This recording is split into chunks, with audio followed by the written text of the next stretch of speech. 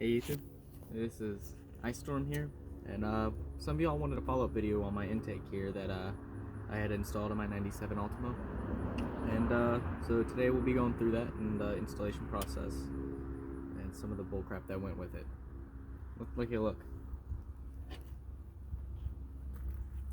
So I used the Spectre cold air intake with their fittings and some clamps here.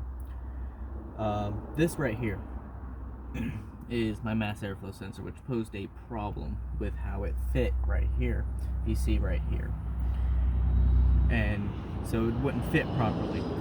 So for those of you who have an Altima like mine, 97 GXE, I went to O'Reilly's and found an adapter. Now the adapter didn't quite fit. I had to do a little DIY on this.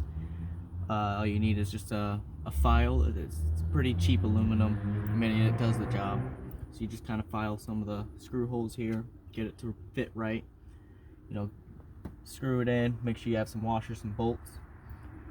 Get the fitting onto the adapter and onto the intake itself. Clamp it so that way it doesn't move, because to get this fitting, this red fitting right here, onto the intake took quite a while. I mean, still pretty much an amateur at this, just basically an enthusiast. But so after that, you want to, after the mass airflow sensor, the adapter, and the intake are all put together, you want to come in here, make sure you know all this is set up as it should be, the hoses where they need to be. Undo this clamp a little bit, slide the mass airflow sensor into the intake pipe right here, tighten it, but don't tighten too much. You want to make sure there's a good seal.